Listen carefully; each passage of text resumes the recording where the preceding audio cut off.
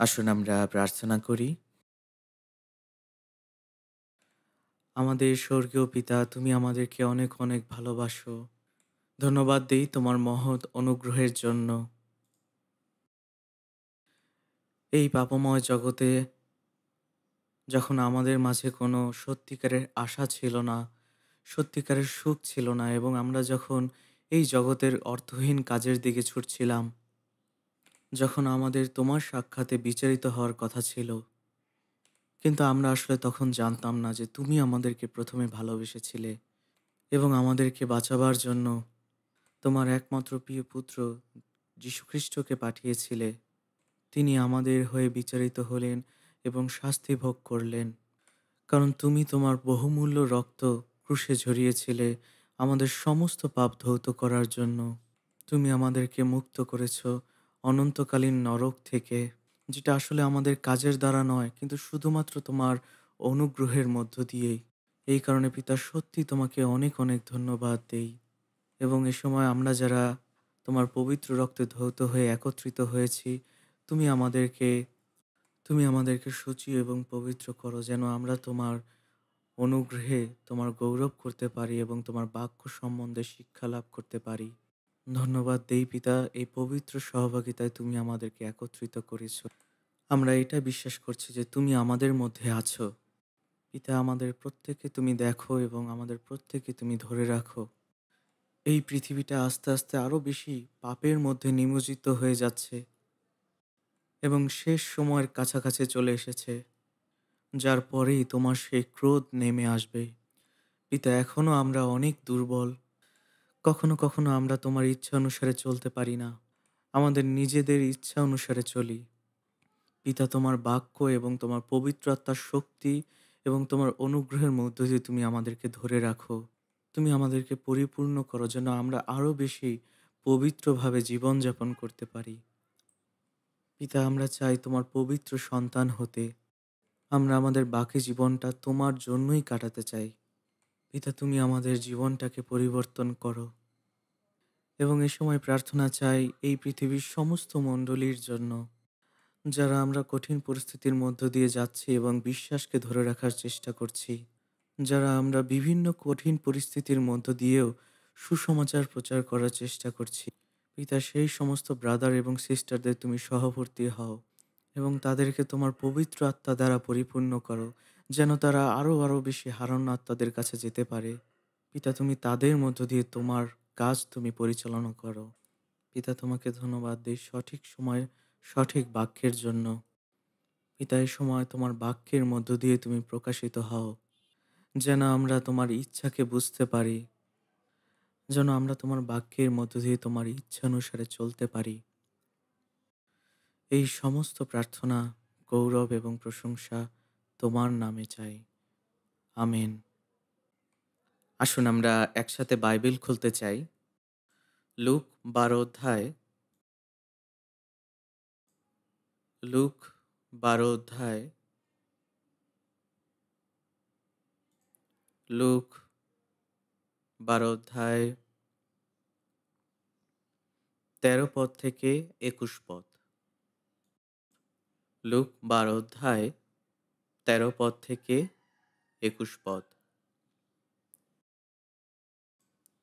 আসুন আমরা একসাথে ধীরে ধীরে পড়তে চাই। পরে লোকসমূহের মধ্য হইতে এক ব্যক্তি তাহাকে বলিল, হে গুরু, আমার ভ্রাতাকে বলুন যেন আমার সহিত পৈতৃক ধন বিভাগ করে। কিন্তু তিনি তাহাকে কহিলেন, মনুষ্য, তোমাদের উপরে বিচারকর্তা বা বিভাগকর্তা করিয়া আমাকে কে নিযুক্ত করিয়াছে? পরে তিনি তাহাদিগকে বলিলেন, সাবধান, সর্বপ্রকার লোভ হইতে আপনাদিগকে রক্ষা করিও। কেননা উপচিয়া পড়িলেও মনুষ্যের সম্পত্তিতে তাহার জীবন হয় না। আর তিনি তাহাদিগকে এই দৃষ্টান্ত কহিলেন, একজন ধনবানের ভূমিতে প্রচুর শস্য উৎপন্ন হইয়াছিল।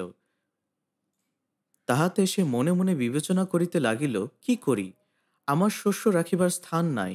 পরে কহিল, এইরূপ করিব, আমার গোলাঘর সকল ভাঙিয়া বড় বড় গোলাঘর নির্মাণ করিব এবং তাহার মধ্যে আমার সমস্ত শস্য ও আমার দ্রব্য রাখিব।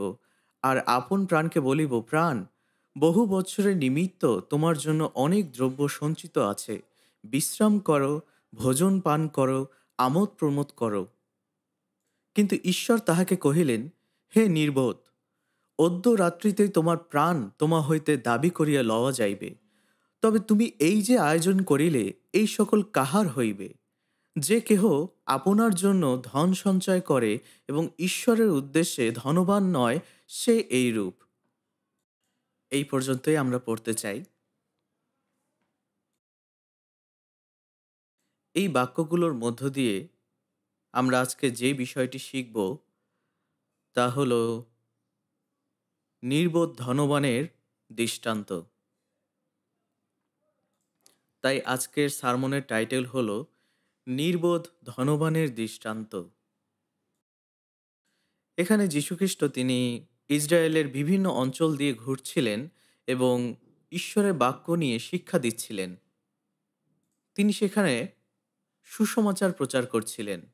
যখন তিনি প্রচার করছিলেন তখন একজন ব্যক্তি তার কাছে আসলেন। তিনি বললেন, গুরু, আপনি আমার ভাইকে বলুন যে আমার সাথে যেন আমার পিতার সম্পত্তি ভাগ করে নেয়। হয়তোবা সেই ব্যক্তিটির বাবা মারা গিয়েছে এবং তার সেই সম্পত্তি তার সন্তানদের জন্য ফেলে রেখে গিয়েছে, যেটা আসলে সঠিকভাবে ভাগ করা হয়নি। আর এই কারণে তাদের ভাইদের মধ্যে সমস্যার সৃষ্টি হয়েছিল সম্পত্তি নিয়ে। হয়তোবা তাদের এই সম্পত্তি নিয়ে নিজেদের মধ্যে ঝগড়া হয়েছিল এবং তারা এটা নিয়ে অনেক সমস্যায় পড়েছিল। হয়তোবা তাদের একজন ভাই এই সম্পত্তি নিয়ে অনেক লোভী ছিল এবং এই কারণে আরেকজন ভাই অনেক রেগে গিয়েছিল এবং এই কারণে তাদের যে সমস্যার সৃষ্টি হয়েছিল সেই সমস্যাটি তারা যিশুর কাছে নিয়ে এসেছিল। আর এই কারণেই তাদের মধ্যে থেকে একজন ভাই যিশুর কাছে আসলো এবং বলল, গুরু, আমার ভাইকে বলুন যেন আমার সাথে পৈতৃক সম্পত্তি ভাগ করে নেয়। আমরা জানি যে সেই সময় বিভিন্ন পরিবার বিভক্ত হয়ে গিয়েছিল এবং এই সমস্যার সম্মুখীন হয়েছিল। এই পৈতৃক সম্পত্তির সমস্যাটি এখনও আমাদের সময়েও রয়েছে। আমি একটি পরিবার সম্বন্ধে জানি এবং তাদের পিতামাতা এখনও বেঁচে আছে এবং তাদের সন্তানেরা তারা একে অন্যের বিরুদ্ধে চলে যাচ্ছে তাদের পৈতৃক সম্পত্তির জন্য। আসলে এই টাকা আসলে কি? আসলে এই টাকা বা ধন সম্পদের জন্য অনেক পরিবার বিভক্ত হয়েছে। অনেক পরিবারের মধ্যে যারা ভাই বোন রয়েছে তারা একে অপরকে দমিয়ে রাখার চেষ্টা করে। তাদের মধ্যে সবসময় কোনো না কোনো সমস্যা লেগেই থাকে এবং তারা ধীরে ধীরে একে অন্যের শত্রু হয়ে যায় এই টাকার জন্য। এই টাকার জন্য কখনো কখনো বন্ধু ও শত্রু হয়ে যায়। যীশুখ্রিস্টের ১২ জন শিষ্য ছিল এবং তারা ৩.৫ বছর যীশুখ্রিস্টের অনুসারী ছিলেন এবং তাদের মধ্যে একজন ছিলেন জিহুদা, যিনি আসলে টাকাকে ভালোবাসতেন এবং এমনকি শেষে তিনি যিশুর সাথে প্রতারণা করেছিলেন, যাকে তিনি গুরু বলতেন। তিনি যিশুকে মাত্র ৩০ রৌপ্য মুদ্রার বিনিময়ে বিক্রি করে দিয়েছিলেন। আর যখন সেই শয়তান তার কাছ থেকে চলে গেল তখন তিনি অনুশোচনা করলেন। তিনি তখন অনুতপ্ত হয়েছিলেন আর এই কারণেই তার সেই ৩০ রৌপ্য মুদ্রা প্রধান যাজকের কাছে নিয়ে গিয়েছিলেন এবং বলেছিলেন যে আমি আমার গুরুকে আমি বিক্রি করে দিয়েছি। কিন্তু তারা তার ৩০ রৌপ্য মুদ্রা ফেরত নেয়নি আর তাই তিনি সেই ৩০ রৌপ্য মুদ্রা মন্দিরের দিকে ছুঁড়ে ফেলেছিলেন এবং সেখান থেকে তিনি চলে গিয়েছিলেন। আর যেহেতু তার হৃদয়ের মধ্যে অনুশোচনা হচ্ছিল এবং এই কারণে তিনি আত্মহত্যা করেছিলেন, যেটা বাইবেলে লেখা আছে। আসলে ইস্করিতীয় জিহুদা যীশুখ্রিস্টকে বিক্রি করেনি। সে আসলে যীশুখ্রিস্টকে বিক্রি করতে পারেনি। যীশুখ্রিস্ট কখনো বিক্রি হন না। কিন্তু সত্যিকার অর্থে জিহুদা ৩০ রৌপ্য মুদ্রার বিনিময়ে তার নিজের আত্মাকেই বিক্রি করেছিল। তিনি এটা বলেছিলেন যে, "আমি আমার নিজের ইচ্ছে অনুযায়ী চলব।" যেটা বাইবেলে লেখা আছে। আর যীশুখ্রিস্ট তিনি তার কাজ তিনি সমাপ্ত করেছিলেন এবং তিনি ঈশ্বরের কাছে ফিরে গিয়েছিলেন, যেটা বাইবেলে লেখা আছে। মথি ২৬ অধ্যায় ২৪ পদে লেখা আছে, মনুষ্যপুত্রের বিষয় যেমন লিখিত আছে তেমনি তিনি যাইতেছেন, কিন্তু ধিক সেই ব্যক্তিকে যাহার দ্বারা মনুষ্যপুত্র সমর্পিত হন, সেই মনুষ্যের জন্ম না হইলে তাহার পক্ষে ভালো ছিল। কিন্তু আসলে জিহুদাই শুধুমাত্র টাকার প্রতি লোভী না। এই পৃথিবীতে অনেক মানুষ রয়েছে যাদের জীবনের মূল উদ্দেশ্য হলো এই টাকা। তাদের কাছে টাকা ছাড়া আর কোনো কিছুর মূল্য নেই। তারা শুধুমাত্র টাকাকেই ভালোবাসে, আর কোনো কিছুই তারা ভালোবাসে না। তারা যে কোনো কিছুর বিনিময়ে টাকাকেই পেতে চায়। এর অর্থ হলো এটাই যে তারা আসলে তাদের নিজেদের আত্মাগুলোকে টাকার জন্য বিক্রি করে দিচ্ছে। আর এই কারণেই সেই লোকটিকে যীশুখ্রিস্ট বলেছিলেন, "মনুষ্য, তোমাদের উপরে বিচারকর্তা বা বিভাগকর্তা করিয়া আমাকে কে নিযুক্ত করিয়াছে?" যীশুখ্রিস্ট সেই লোকটিকে বলছিলেন যে, "তুমি আমাকে কি মনে করো? তোমাদেরকে বিচার করার অথবা তোমাদের মধ্যে সম্পত্তি ভাগ করে দেওয়ার অধিকার আমাকে কে দিয়েছে?" আমরা হয়তোবা এটা চিন্তা করতে পারি যে এই ধরনের সমস্যাগুলো হয়তোবা অনেক বার ঘটবে এবং অনেক মানুষ এই সমস্যার সম্মুখীন হবে। তাই যীশুখ্রিস্ট তিনি যদি এই সমস্যার জন্য একটি সমাধান বের করে দেন, তাহলে আমাদের জন্য খুবই ভালো হবে।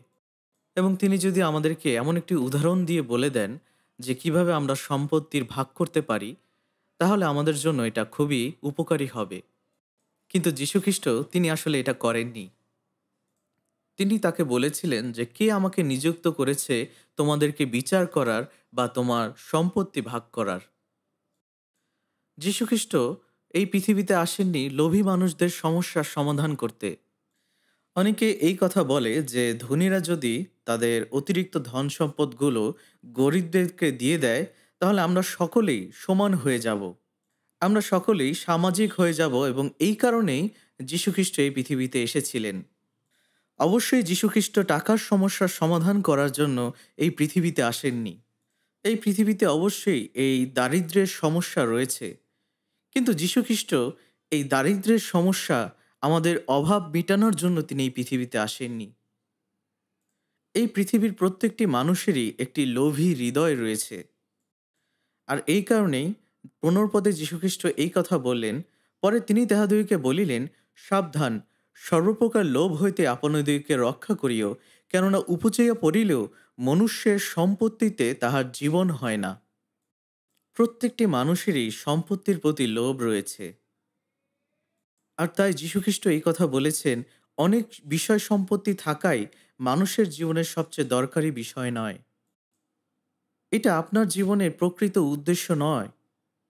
এই টাকা পয়সা, সহায় সম্পত্তি, এগুলো আমাদের জীবনের প্রকৃত উদ্দেশ্য নয়। কিন্তু এই পৃথিবীতে অনেক মানুষ রয়েছে যারা এই টাকার প্রতি লালায়িত, যাদের একমাত্র উদ্দেশ্য হলো অর্থ উপার্জন করা।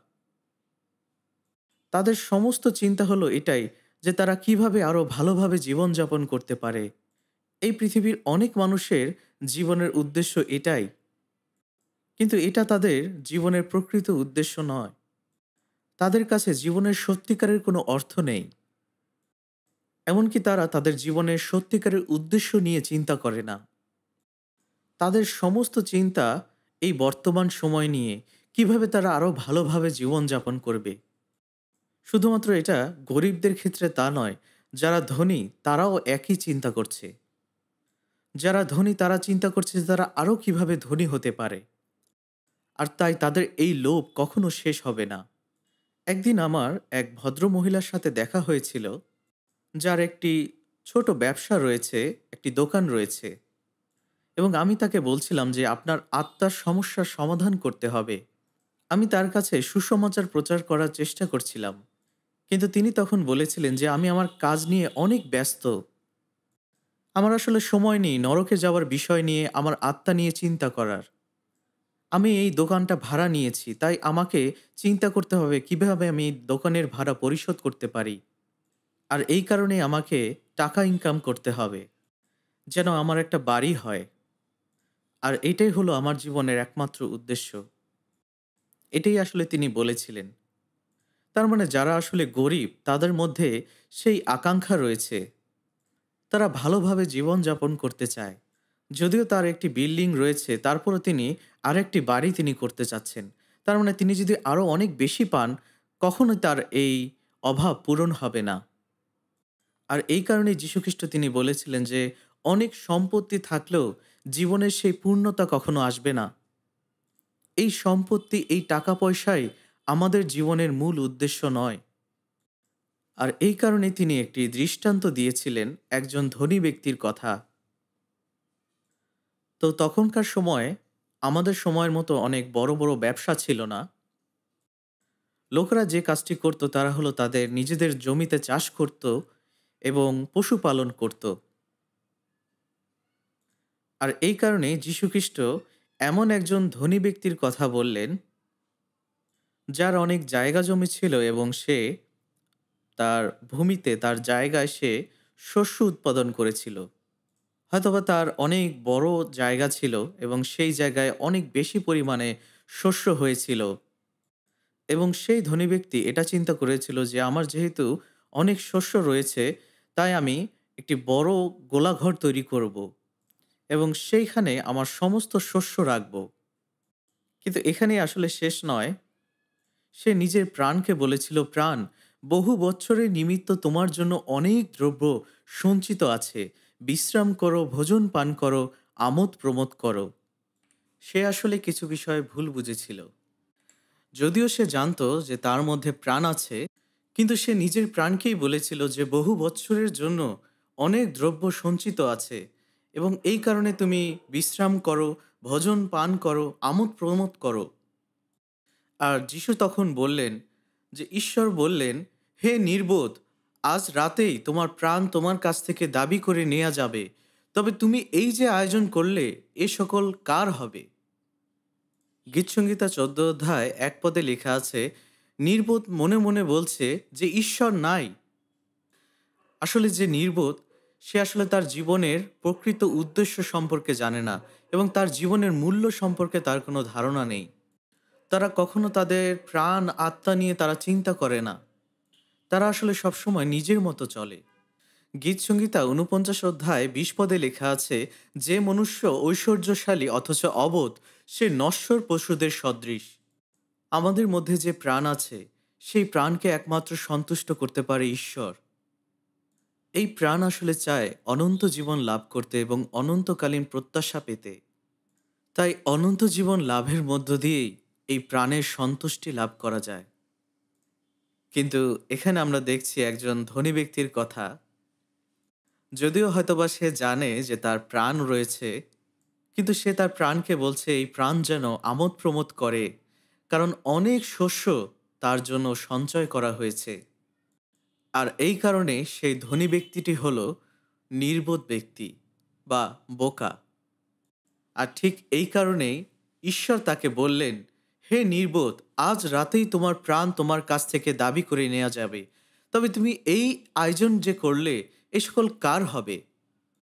উপদেশক ১২ অধ্যায় ৭ পদে লেখা আছে, আর ধূলি পূর্ববৎ মৃত্তিকাতে প্রতিগমন করিবে এবং আত্মা যাহার দান, সে ঈশ্বরের কাছে প্রতিগমন করিবে।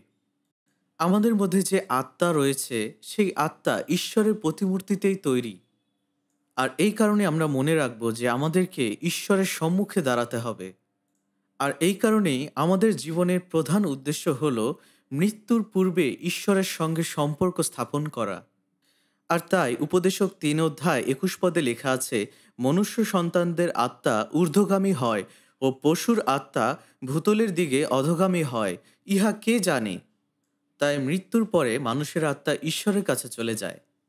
যেটা ইয়োব ১৯ অধ্যায় ২৬ পদে লেখা আছে, আমার চর্ম এইরূপে বিনষ্ট হইলে পরে তবু আমি মাংসবিহীন হইয়া ঈশ্বরকে দেখিব। তাই মৃত্যুর পরে আমাদের আত্মা ঈশ্বরের কাছে চলে যায় তার সাথে সাক্ষাৎ করার জন্যে। এমনকি যদিও আপনি ঈশ্বরের অস্তিত্বকে অস্বীকার করেন, তারপরও আপনাকে ঈশ্বরের সামনে দাঁড়াতে হবে। আর এই কারণেই আপনার জীবনের সবথেকে গুরুত্বপূর্ণ যে কাজটি তা হলো ঈশ্বরকে জানা এবং সঠিকভাবে ঈশ্বরের সঙ্গে সম্পর্ক তৈরি করা। আর এই কারণে আমোস 4 অধ্যায় 12 পদে লেখা আছে, হে ইসরায়েল, তুমি আপন ঈশ্বরের সহিত সাক্ষাৎ করিতে প্রস্তুত হও। কিন্তু সেই নির্বোধ ধনী ব্যক্তি কি বলেছিল? সে আসলে তার নিজের প্রাণ এবং আত্মা সম্পর্কে জানতো না, এবং অবশ্যই সে ঈশ্বরকে বিশ্বাস করত না। সে শুধুমাত্র ভালোভাবে জীবনযাপন করতে চেয়েছিল। আর এই কারণেই ঈশ্বর তাকে বললেন, হে নির্বোধ, অদ্য রাত্রিতেই তোমার প্রাণ তোমার কাছ থেকে নিয়ে যাওয়া হবে। ঈশ্বর মানুষের মধ্যে প্রাণ দিয়েছেন এবং তিনি সেই প্রাণ নিয়ে যেতে পারেন। হিতোপদেশ 27 অধ্যায় 1 পদে লেখা আছে, কল্যের বিষয়ে গর্বকথা কহিও না, কেননা একদিন কি উপস্থিত করিবে তাহা তুমি জানো না। এবং যাকব 4 অধ্যায় 14 পদে লেখা আছে, তোমরা তো কল্যকার তত্ত্ব জানো না, তোমাদের জীবন কি প্রকার? তোমরা তো বাষ্পস্বরূপ, যাহা ক্ষণিক দৃশ্য থাকে পরে অন্তর্নিহিত হয়। আমাদের এই জীবনটা আসলে বাষ্পস্বরূপ। তার মানে এই জীবনটা আসলে খুবই অল্প সময়ের জন্য। আমরা আসলে খুবই দুর্বল। মানুষ আসলে খুবই দুর্বল। মাটির খাঁচায় বন্দি আমাদের এই প্রাণটা কয়েক যুগ ধরে হয়তোবা থাকে। কিন্তু আমরা অনেক অনেক বিষয় নিয়ে পরিকল্পনা করি, এবং আমরা অনেক আশা নিয়ে, অনেক বিষয় নিয়ে চিন্তা করি, অনেক বিষয় নিয়ে আমরা ভাবি। কিন্তু আমরা আসলে এটাই জানি না যে আগামীকাল কি ঘটবে। ঈশ্বর যদি চান যে আজকে রাত্রেই আপনার জীবনটা তিনি নিয়ে নেবেন, তিনি আসলে এটা দেখবেন না যে আপনি আপনার জন্য কত কিছু সঞ্চয় করেছেন। তিনি এটা দেখবেন না যে আপনার কত ক্ষমতা রয়েছে, আপনার কত অর্থ সম্পত্তি রয়েছে। যদি আজকে আপনার প্রাণকে তিনি নিয়ে নেন, তাহলে আপনার এই সকল আয়োজন, এই সমস্ত কিছু কার হবে? আমি খবরের কাগজ পড়ছিলাম, এবং সেখানে স্যামসাং কোম্পানির প্রাক্তন প্রেসিডেন্টের বিষয়ে একটি খবর ছিল। তিনি সেখানে এই কথা বলছিলেন যে, আমি যখন মারা যাব, আমার যে দামি দামি গাড়িগুলো রয়েছে, সে গাড়ির চাবিগুলো কার কাছে থাকবে? আমি যখন মারা যাব, আমার সমস্ত সম্পত্তি কার হবে? অবশ্যই জগতের সমস্ত ভালো ভালো কিছু যদি তার থাকে, এবং যদি আজকে রাতেই তার মৃত্যু হয়, তাহলে তার যা কিছু রয়েছে কিছুই সে মৃত্যুর সময় নিয়ে যেতে পারবে না। আর এই কারণেই যারা নিজের জন্য ধন সম্পদ সঞ্চয় করে, তারা ঈশ্বরের দৃষ্টিতে ধনবান নয়। তারা হলো এই ব্যক্তিটির মতনই বোকা মানুষ। আর তাই এই পৃথিবীতে অনেক মানুষ রয়েছে যারা আসলে ধনী, এবং অনেক মানুষ রয়েছে যারা ভবিষ্যতে ধনী হতে চায়। তাই বলতে গেলে সব মানুষেরই এই ধনী হবার বাসনা রয়েছে। আর এই কারণে আজকে আমরা এটা নিয়ে চিন্তা করতে চাই যে নির্বোধ ধনী ব্যক্তি বলতে কি বোঝায়, এবং অবশ্যই আমরা তার মতন হতে চাই না। তাই আসুন আমরা আজকে এই বিষয়টি নিয়ে চিন্তা করতে চাই। বাইবেল আমাদের এখানে বলছে যেন আমরা সাবধান থাকি, আমরা যেন সব ধরনের লোভ থেকে নিজেদেরকে বিরত রাখি। আমরা ধনী হই বা গরিব, আমরা যেন আমাদের লোভকে সংযত করি। যদি আমাদের মধ্যে লোভ থাকে, তাহলে কখনোই আমরা নিজেদেরকে সন্তুষ্ট করতে পারবো না। এবং এই বিষয়টি আমাদের নিজেদের মধ্যে, আমাদের পরিবারের মধ্যে, এমনকি আমাদের প্রতিবেশীর মধ্যেও থাকবে।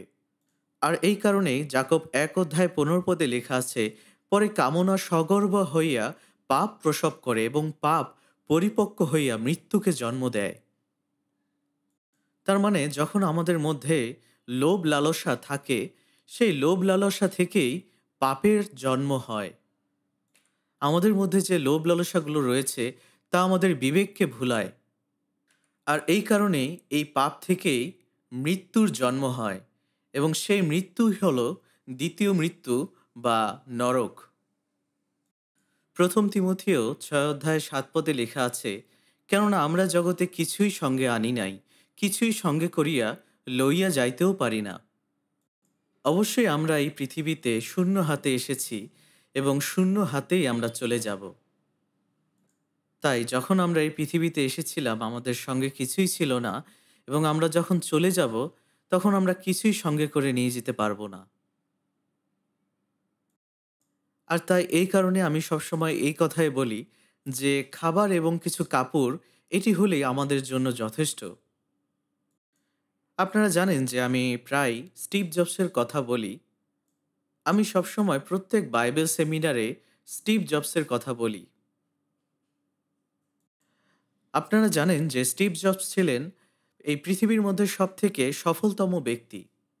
তিনি অ্যাপেল কোম্পানির সিইও ছিলেন এবং তিনি আইফোন তৈরি করেছিলেন। কিন্তু তিনি ক্যান্সারে আক্রান্ত হয়ে মৃত্যুবরণ করেছিলেন এবং তাকে একদিন একটি জায়গায় আমন্ত্রিত করা হয়েছিল স্ট্যানফোর্ড ইউনিভার্সিটির গ্র্যাজুয়েশন সেরেমনির জন্য। তাকে কিছু বক্তব্য দেওয়ার জন্য ডাকা হয়েছিল এবং তখন আসলে তিনি জানতেন যে তার খুব দ্রুতই মৃত্যু হবে, এবং সেই অনুষ্ঠানে তিনি এই কথা বলেছিলেন যে যখন আপনি বুঝতে পারবেন যে আপনি খুব তাড়াতাড়ি মৃত্যুবরণ করতে যাচ্ছেন, তখন আপনি আপনার জীবনের সবথেকে গুরুত্বপূর্ণ ডিসিশনগুলি নিতে পারবেন। তিনি এই কথা বলেছিলেন যে আমার অনেক সম্পদ রয়েছে এবং আমার জন্য একটি বিশেষ চিকিৎসার ব্যবস্থা রয়েছে। তিনি সেই চিকিৎসাধীন অবস্থায় তিনি বলেছিলেন, আমি সারা জীবন অনেক টাকা সঞ্চয় করেছি, কিন্তু এখন নিজের কাছে নিজেকে বোকা মনে হচ্ছে।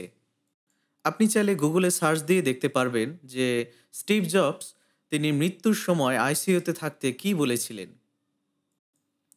তিনি এই কথা বলেছিলেন যে আমি এখন বুঝতে পারছি যে সবথেকে গুরুত্বপূর্ণ বিষয় কি। এই পৃথিবীতে আসলে ধন সম্পদ সঞ্চয় করার থেকেও অনেক গুরুত্বপূর্ণ বিষয় রয়েছে। অবশ্য তিনি এই কথা বলেনি যে কোন বিষয়গুলোর কথা তিনি বলছিলেন, কিন্তু তিনি এটা বলেছিলেন যে ধন সম্পদের থেকেও এই পৃথিবীতে অনেক গুরুত্বপূর্ণ বিষয় রয়েছে এবং সেই বিষয়গুলো নিয়ে আমাদের চিন্তা করা উচিত। এমনকি আমরা উপদেশক ৫ অধ্যায় ১৫ পদে সেই বিষয়টি দেখতে পাই। এখানে লেখা আছে, সে মাতার গর্ভ হইতে উলঙ্গ আইসে, যেমন আইসে তেমনি উলঙ্গই পুনরায় চলিয়া যায়। পরিশ্রম করিলেও সে যাহার সঙ্গে করিয়া লইয়া যাইতে পারে এমন কিছুই নাই। অবশ্যই আমরা মাতার গর্ভ থেকে উলঙ্গ বের হয়েছি, এবং অনেক আগে এক বুড়ো লোক এই কথা বলেছিল যে যখন শিশুরা জন্মগ্রহণ করে তখন তারা কি খাবে তা সেটা সঙ্গে করে নিয়ে আসে। কিন্তু এই সময় আমরা দেখতে পাই যে শিশুরা তারা কি খাবে তা সঙ্গে করে নিয়ে আসে না। আসলে এই বিষয়টি সম্পূর্ণ ভুল। প্রত্যেকেই আমরা শূন্য হাতে এই পৃথিবীতে এসেছি। কোরিয়াতে আমরা জানি যে অনেক ধনী ব্যক্তি রয়েছে এবং তাদের অনেক বড় বড় ব্যবসা রয়েছে। আর যখন তারা তাদের জীবনের শেষ পর্যায়ে চলে আসে তখন তারা আসলে কিছুই করতে পারে না। তাই এই ধনী ব্যক্তিরা যখন তারা তাদের মৃত্যুর দ্বারপ্রান্তে চলে যায়, তারা তখন এই কথা বলে যে আমার কিছুই নেই, আমি কিছুই করতে পারিনি, এবং এই সমস্ত কিছুই আসলে অর্থহীন। আমরা দাউদের ছেলে সলোমনের কথা একটু চিন্তা করি। দাউদ ছিলেন একজন মহান রাজা এবং তার অনেক বড় রাজ্য ছিল, এবং তিনি ইসরায়েলের শ্রেষ্ঠ একজন রাজা ছিলেন। আর এই কারণেই দাউদের ছেলে সলোমন তিনি তার সমস্ত প্রতাপ এবং গৌরব এবং সম্পত্তি ভোগ করেছিলেন। আর এই কারণেই তিনি পবিত্র আত্মার পরিচালনায় হিতোপদেশ, উপদেশক এবং পরমগীত লিখেছিলেন। আমরা যদি উপদেশক ১ অধ্যায় ১ পদ দেখি, সেখানে লেখা আছে, উপদেশকের কথা, তিনি দাউদের পুত্র, জেরুসালেমস্থ রাজা। এখানে তিনি নিজেকে উপদেশক বলছেন। তিনি নিজেকে ঈশ্বরের বাক্যের প্রচারক বলছেন। ঈশ্বর সলোমনকে সমস্ত গৌরব, প্রতাপ, সম্মান দিয়েছিলেন। আর তাই তার কাছে যা ছিল তা প্রত্যেক ব্যক্তিরই স্বপ্ন। তিনি বড় একটি রাজপ্রাসাদে থাকতেন এবং সমস্ত রাজারা তার কাছে আসতেন তার কাছ থেকে জ্ঞান নেওয়ার জন্য। এবং প্রত্যেক রাজা, প্রত্যেক ব্যক্তি তার কাছে অনেক উপঢৌকন, অনেক উপহার নিয়ে আসতেন। তার যা কিছু ছিল সমস্ত কিছুই সোনা দিয়ে তৈরি ছিল। এমনকি তিনি যে ঢাল তৈরি করেছিলেন সেটাও সোনা দিয়ে তৈরি ছিল। এবং তার অনেক বড় সৈন্যদল ছিল। তার অনেক অনেক স্ত্রী ছিল এবং দাসদাসী ছিল। তাই তিনি যা কিছু চাইতেন সমস্ত কিছু তার ছিল। আর তাই তার কাছে যে ধন সম্পদ ছিল তা এই পৃথিবীতে কারো কখনো হয়নি। কিন্তু তারপরও তিনি এই কথা লিখেছেন উপদেশক ১ অধ্যায় ২ পদে, উপদেশক কহিতেছেন, অসারের অসার, অসারের অসার, সকলই অসার। তিনি ৫ বার অসার শব্দটি উচ্চারণ করেছেন এই একটি বাক্যে। এবং তিনি এই অসারের কথাটি অনেকবার বলেছেন উপদেশক এই পুস্তকটিতে। গীতসংহিতা ৩৯ অধ্যায় ৪ পদে রাজা দাউদ তিনি এই কথা বলেছেন, সদাপ্রভু আমার অন্তকাল আমাকে জানাও, আমার আয়ুর পরিমাণ কি জানাও, আমি জানিতে চাহি আমি কেমন ক্ষণিক। আমরা জানি যে দাউদ রাজা তিনি মহৎ একজন রাজা ছিলেন এবং তিনি অনেক দেশ জয় করেছিলেন। এবং আমরা নেপোলিয়নের কথাও জানি, যিনি অনেক দেশকে জয় করেছিলেন এবং তিনি এই কথা বলেছিলেন যে কোনো কিছুই আমার কাছে অসম্ভব নয়। এবং এভাবেই তিনি অনেক অহংকারী হয়ে গিয়েছিলেন। কিন্তু তিনি অবশ্যই শেষ পর্যন্ত হেরে যান এবং তখন তিনি বলেন যে আমি হেরে গিয়েছি। এবং সেই সময় তিনি একটি বিখ্যাত উক্তি করেছিলেন। তিনি বলেছিলেন যে যদিও আমি হেরে গিয়েছি কিন্তু নাসরতীয় যিশু তিনি বিজয়ী হয়েছেন। কারণ সেই সময় অনেক মানুষ তাদের জীবন দিয়েছিলেন, তারা অনেক আত্মত্যাগ করেছিলেন। আমরা হয়তোবা এটা জানিও না, কিন্তু এই পৃথিবীতে অনেক মানুষ যারা আমাদের জন্য আত্মত্যাগ করেছিলেন, যারা আমাদের জন্য জীবন দিয়েছিলেন। আর এই কারণেই আমরা বিজয়ী, আপনি বিজয়ী। আর এই কথাই তিনি বলেছিলেন। এবং এখানে এই বাক্যে আমরা দেখতে পাই যে রাজা দাউদ তিনি এই কথা বলছেন যে সদাপ্রভু আমার অন্তকাল আমাকে জানাও, আমার আয়ু পরিমাণ কি জানাও, আমি জানিতে চাহি আমি কেমন ক্ষণিক। যদিও রাজা দাউদ তখন একজন মহান রাজা ছিলেন এবং তিনি অনেক দেশ জয় করেছিলেন, তারপরও তিনি ঈশ্বরের কাছে জানতে চাচ্ছিলেন।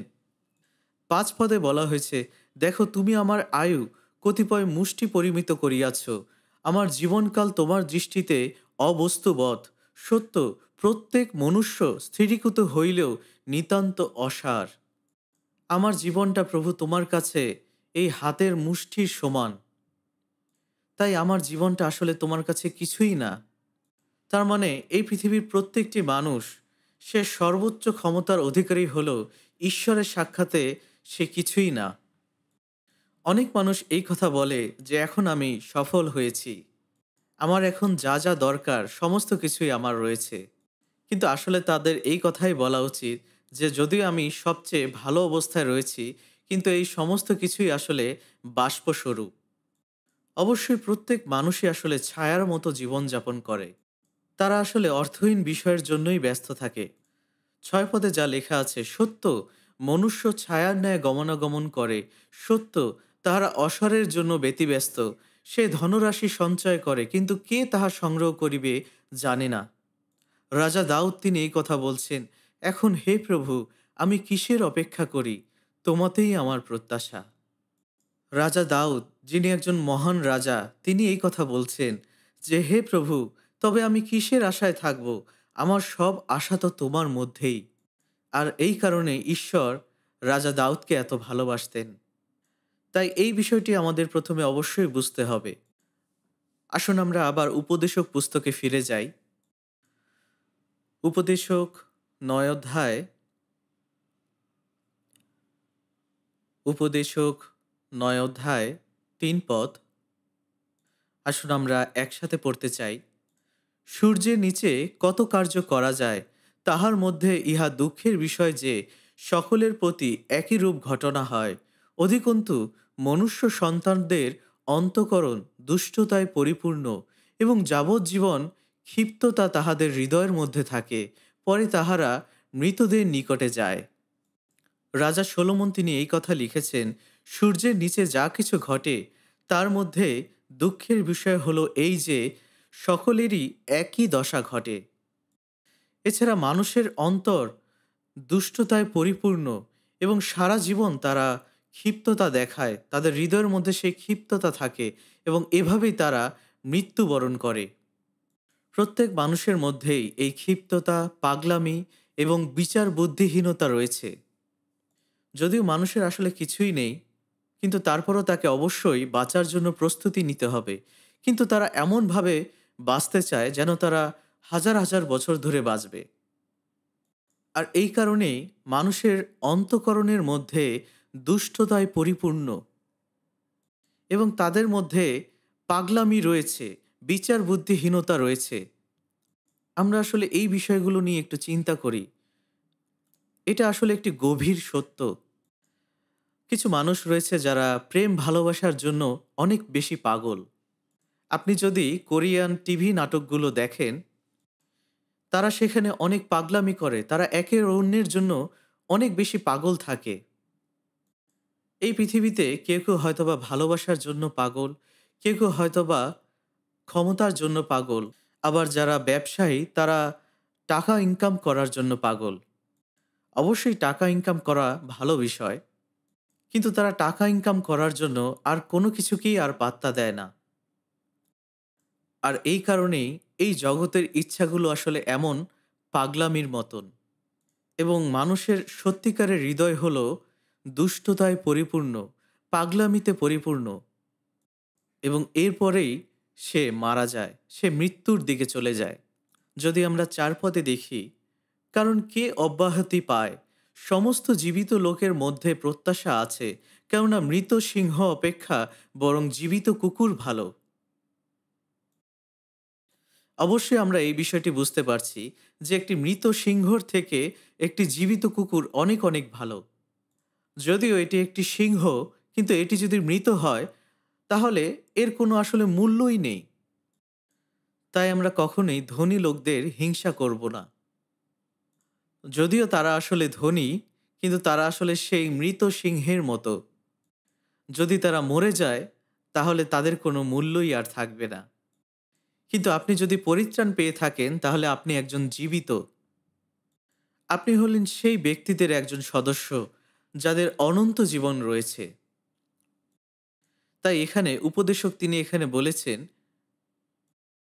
যে জীবিত লোকদের কাছে রয়েছে, তার কাছেই আশা রয়েছে, প্রত্যাশা রয়েছে।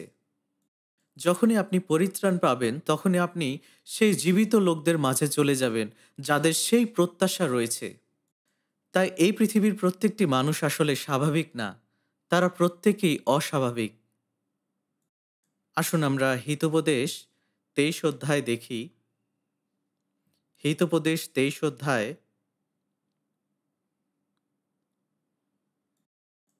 হিতোপদেশ 23 অধ্যায় 4 থেকে 5 পদ। আসুন আমরা একসাথে পড়তে চাই। ধন সঞ্চয় করিতে অত্যন্ত যত্ন করিও না, তোমার নিজ বুদ্ধি হইতে ক্ষান্ত হও। তুমি যখন ধনের দিকে চাহিতেছ, তাহা আর নাই। কারণ ঈগল যেমন আকাশে উড়িয়া যায়, তেমনি ধন তোমার জন্য নিশ্চয়ই পক্ষ প্রস্তুত করে। এখানে এটা বলা হয়েছে যেন আমরা ধন লাভের জন্য ব্যস্ত না হই, আমরা যেন আমাদের নিজেদের বুদ্ধির উপরে নির্ভর না করি। অবশ্যই আমাদের মধ্যে লোভ রয়েছে, কিন্তু সেই লোভকে নিয়ন্ত্রণ করতে হবে। কিন্তু অবশ্যই আপনি আপনার পরিশ্রম, আপনার তালন্ত সমস্ত কিছু দিয়ে আপনি ধন লাভ করতে পারেন। যদি আপনি একজন খ্রিস্টিয়ান হয়ে থাকেন তাহলে আপনার সেই ধন দিয়ে অনেক কাজ করতে পারবেন। আপনি আপনার ধন সম্পদ ব্যয় করতে পারেন হারানো আত্মাদের জন্য। যারা ব্রাদার সিস্টার রয়েছে, যারা বিভিন্ন সমস্যার সম্মুখীন হচ্ছে, তাদেরকে সাহায্য করতে পারবেন। অনেক অনেক গুরুত্বপূর্ণ বিষয় রয়েছে যে কাজগুলো আপনি করতে পারবেন। আপনি আপনার ধন সম্পদগুলো ভালো কাজের জন্য ব্যবহার করতে পারেন। আমি এটা বলছি না যে আপনার টাকা-পয়সা থাকা উচিত নয় বা আপনার কাজ করা উচিত নয়। আপনার অবশ্যই কাজ করা উচিত। আপনার অবশ্যই কিছু অর্জন করা উচিত। তাই আপনাকে অবশ্যই কাজ করতে হবে। অবশ্যই আপনাকে কিছু অর্জন করতে হবে। যেন আপনি অন্যকে সাহায্য করতে পারেন। যেন আপনার দ্বারা ভালো কাজ হয় এবং এটাই আসলে সবচেয়ে ভালো বিষয়। বাইবেলে লেখা আছে, ধন সঞ্চয় করতে যেন আমরা অতিশয় যত্ন না করি। আমরা যেন নিজেদের বুদ্ধির উপরে নির্ভর না করি। তাই অবশ্যই আমাদেরকে এই বিষয়ে নিয়ন্ত্রণ থাকতে হবে। কিন্তু কখনো কখনো আমরা নিজেদের বুদ্ধির উপরে নির্ভরশীল হই যখন আমরা অতিরিক্ত অর্থ উপার্জন করতে চাই। আর তখনই আপনার চোখ সেই দিকেই যাবে যেদিকে আসলে যাওয়া উচিত নয়। আমাদের চোখ যেন সবসময় ঈশ্বরের দিকে ঊর্ধ্বে স্থির থাকে। তাই আমাদের ঈশ্বরীয় অধিকারেই সন্তুষ্ট থাকা উচিত। আমার আপনার মধ্যে অনন্ত জীবন রয়েছে। তাই ঈশ্বর আমাদেরকে যা দিবেন তা নিয়েই আমাদের সন্তুষ্ট থাকা উচিত। কিন্তু যারা ধনী ব্যক্তি তারা যেন তাদের পাখা তৈরি করেছে এবং অনেকটা ঈগল পাখির মতো তারা আকাশের দিকে উড়তে চায়। এবং এমনকি যে ব্যক্তি অনেক বেশি ধনী, সবচেয়ে ধনী ব্যক্তিও হঠাৎ করে একদিন দরিদ্র হয়ে যেতে পারে। আর এই কারণে অনেকে এইভাবেই কথা বলে যে আমাদেরকে সেই পাখাগুলো কেটে ফেলতে হবে যেন আমরা উড়ে চলে না যাই।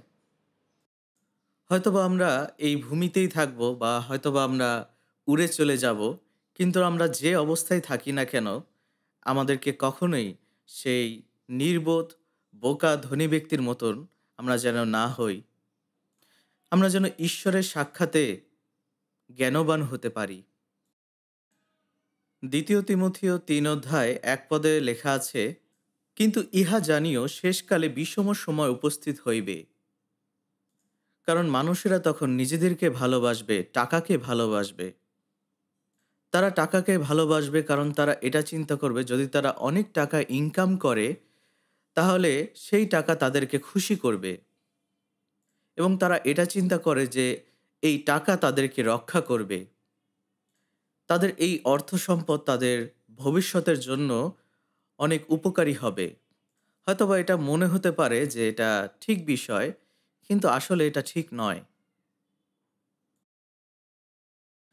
আমরা অবশ্যই আমাদের সমস্ত প্রত্যাশা এই অসারতার মধ্যে রাখব না।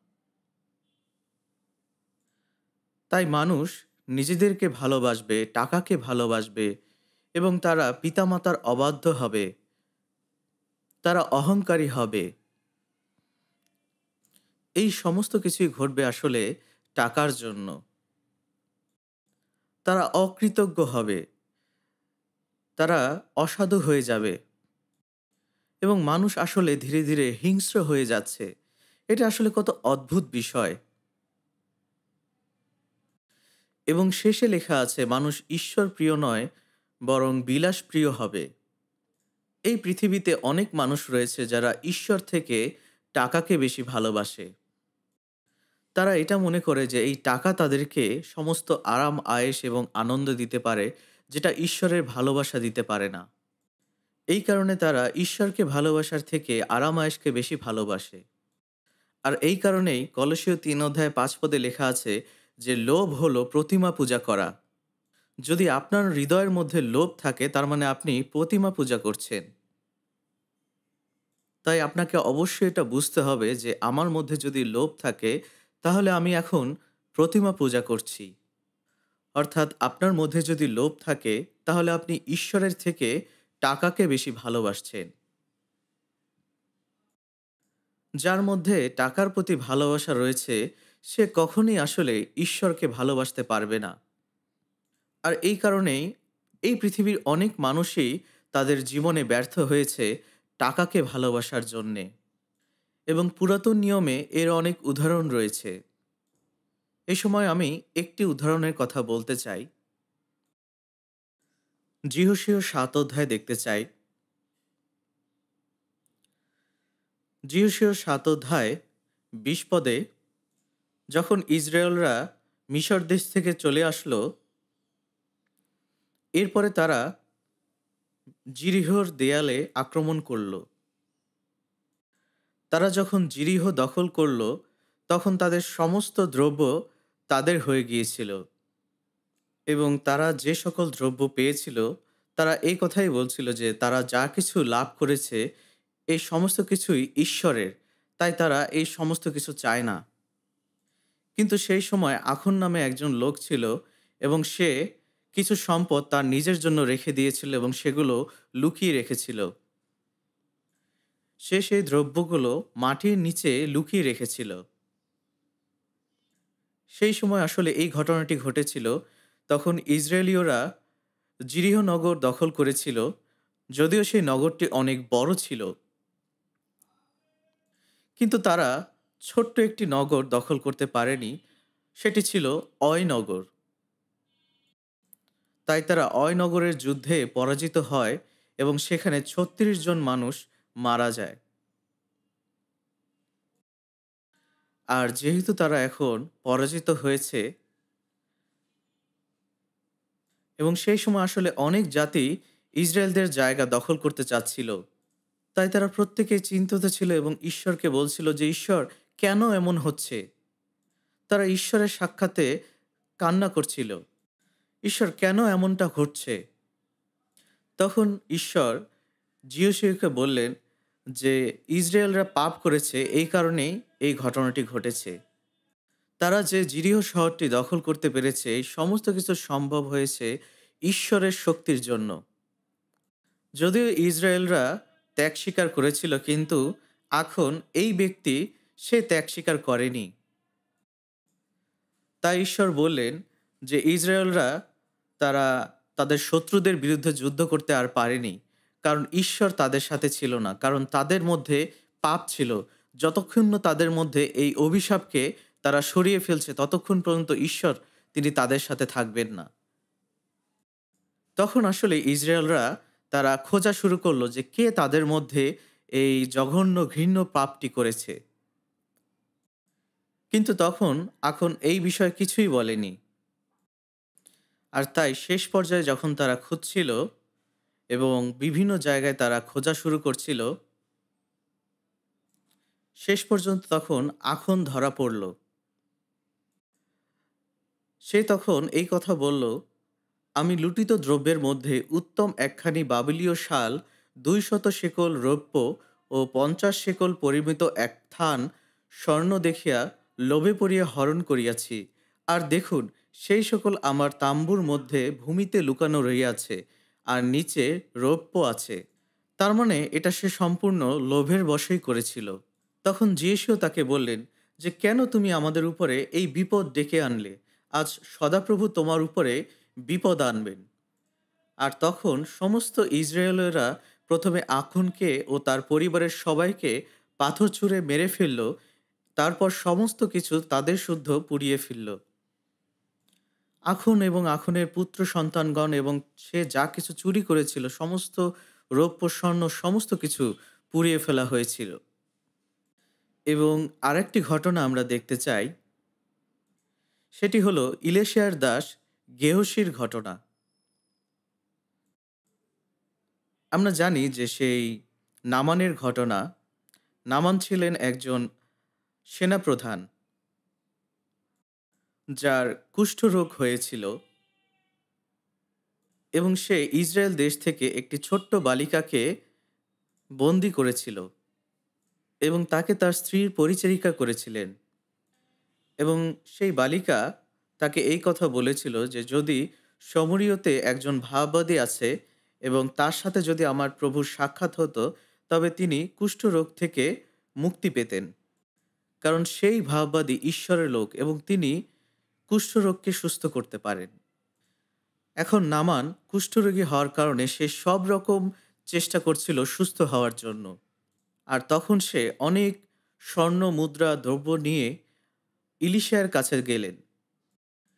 যেহেতু সে অরাম রাজের সেনাপতি এবং তার অনেক সম্মান রয়েছে, সে সেই সময় অত্যন্ত ক্ষমতাশালী এবং শক্তিশালী একজন ব্যক্তি ছিলেন।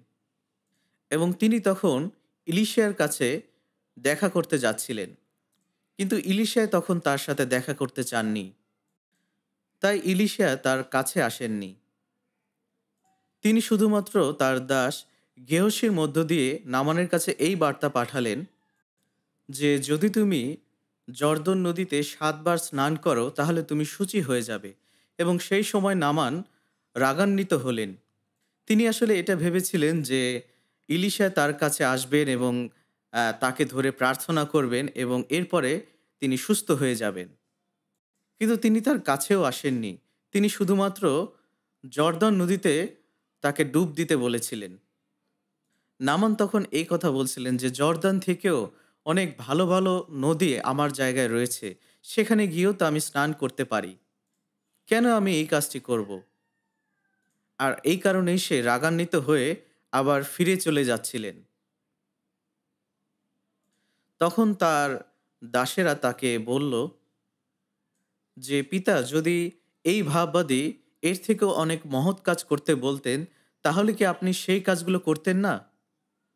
তিনি তো আপনাকে বেশি কিছু করতে বলেনি। তিনি শুধু বলেছেন সেই নদীতে যেয়ে স্নান করতে এবং আপনাকে শুচি হতে। আপনি কি এইটুকু করতে পারবেন না? তখন তিনি তার দাসদের কথা শুনলেন এবং তিনি সেই কাজটি করেছিলেন। তিনি সেই নদীতে যান এবং ১ম বার স্নান করলেন, দেখেন কোনো কিছুই হয়নি। ২য় বার যখন স্নান করলেন, তখনও কিছুই হয়নি।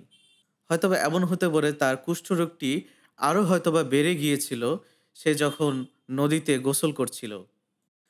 কিন্তু তারপরও তিনি বারবার ডুব দিচ্ছিলেন যতক্ষণ না ৭ বার পরিপূর্ণ না হয়। তিনি আসলে ঈশ্বরের লোকের কথা মতোই সেই কাজটি করছিলেন। আর যখন ৭ বার পরিপূর্ণ হলো, তখন তিনি শুচি হলেন এবং তার দেহের চামড়া একজন শিশুর মতো হয়ে গেল। আর এখন সেই নামান ইলিশার কাছে আবার দেখা করতে চাইলেন। তাই নামান আসলে তখন খুশি হয়ে ইলিশাকে আরো অনেক উপহার দিতে চেয়েছিলেন। কিন্তু ইলিশা বললেন, আমি ঈশ্বরের সাক্ষাতে কিছুই গ্রহণ করব না। তিনি সেই উপহারগুলো গ্রহণ করতে অস্বীকার করলেন। তখন নামান এই কথা বললেন, আপনি যদি কিছুই না নেন, তবে দয়া করে ২টো গাধা বয়ে নিয়ে যেতে পারে এমন মাটি আপনার দাসকে দিন। কারণ আপনার এই দাস সদাপ্রভু ছাড়া আর কখনো কোনো দেবতার কাছে পুরানো ও অন্যান্য উৎসর্গ করবে না। ইলিশা জানতেন যে যদিও নামান শুচি হয়েছিল, কিন্তু তিনি ঈশ্বরের সেবা করবেন না।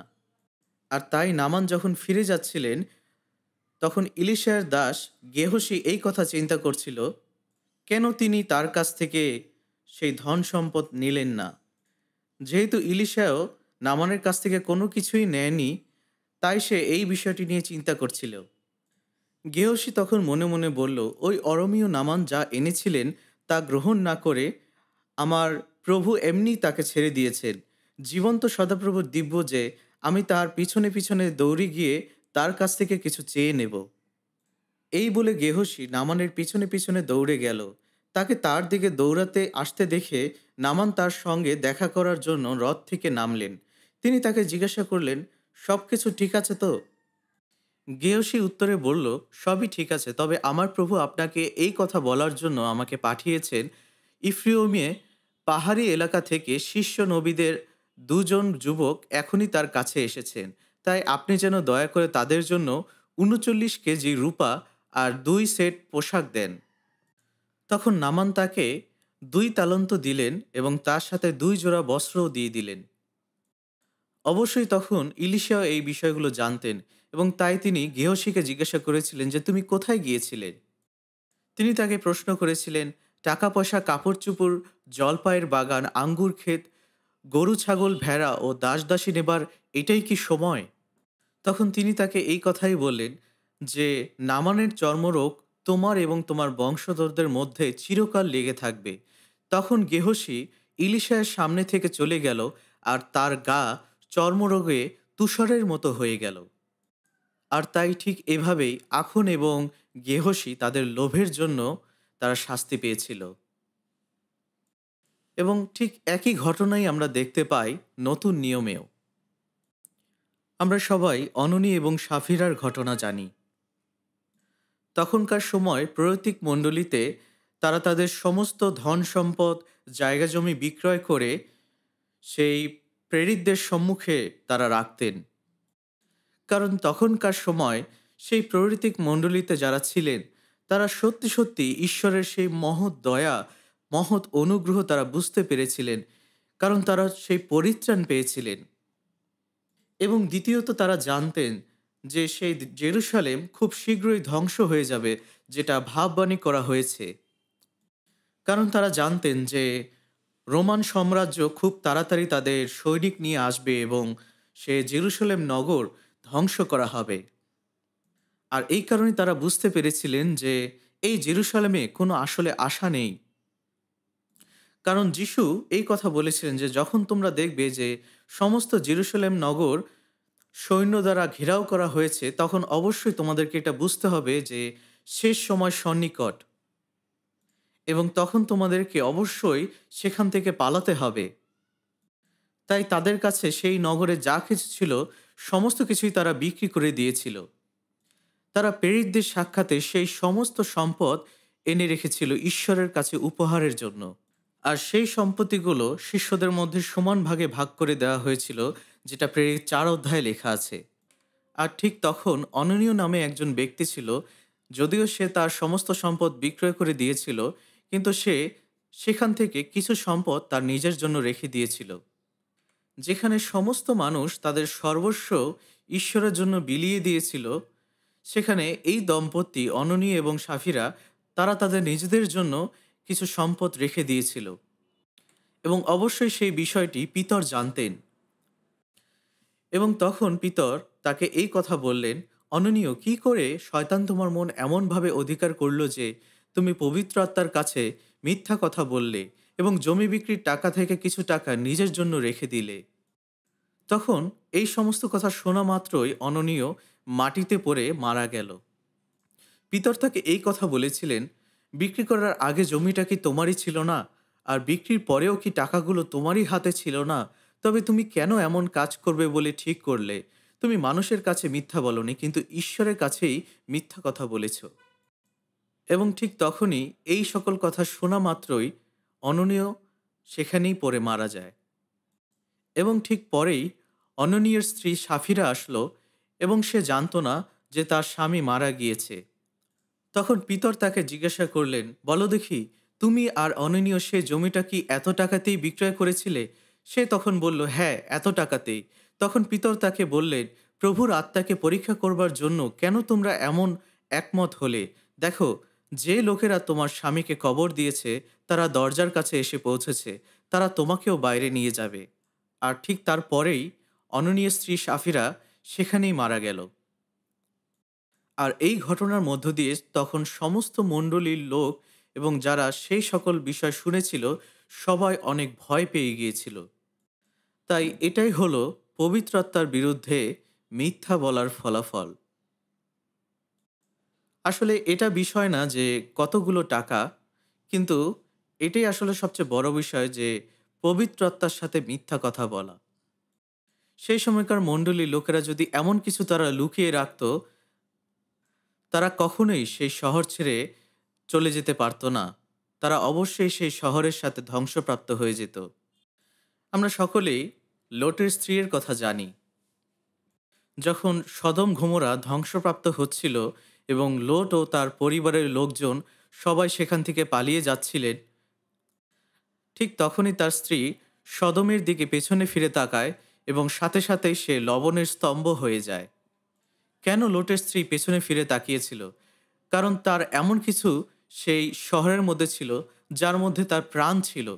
এই কারণেই সে পেছনে ফিরে তাকিয়েছিল। আর তাই এভাবেই আমরা দেখতে পাই যে লোভের কারণে মানুষ পাপের দিকে পতিত হয়, এবং একই ঘটনা আমাদের সময়তেও ঘটছে। যদি আপনি টাকার প্রেমিক হয়ে থাকেন তাহলে আপনি ঈশ্বরের প্রেমিক হতে পারবেন না। এই কারণেই যীশুখ্রিস্ট তিনি বলেছেন লুক 12 অধ্যায় 15 পদে, পরে তিনি তাহাদিগকে বলিলেন, সাবধান, সর্বপ্রকার লোভ হইতে আপনাদিগকে রক্ষা করিও, কেননা উপচিয়া পড়িলেও মনুষ্যের সম্পত্তিতে তাহার জীবন হয় না। তার মানে আসলে আমাদের জীবনের যে প্রকৃত সুখ এবং আমাদের জীবনের প্রকৃত উদ্দেশ্য তা কখনোই পরিপূর্ণতা লাভ করবে না এই জগতের সমস্ত সম্পত্তি, ধন সম্পদ এবং টাকা পয়সা দিয়ে। আর এটাই বাইবেলের বাক্যের মধ্য দিয়ে যীশুখ্রিস্ট আমাদের কাছে বলছেন। আমরা যদি গীতসংহিতা ৬২ অধ্যায়ে যাই, গীতসংহিতা ৬২ অধ্যায় ১০ পদ, ৬২ অধ্যায় ১০ পদ, এখানে লেখা আছে, তোমরা উপদ্রবে নির্ভর করিও না, অপহরণের শ্লাঘা করিও না, ঐশ্বর্যের বাহুল্য হইলে তাহাতে মন দিও না। অর্থাৎ আমাদের যদি সম্পত্তি কোনো কারণে বৃদ্ধি পায় অথবা যদি কমেও যায়, সেই সমস্ত বিষয়ের উপরে যেন আমরা মন না দেই। আমাদের হৃদয় যেন সেই ধন সম্পত্তির মধ্যে না থাকে।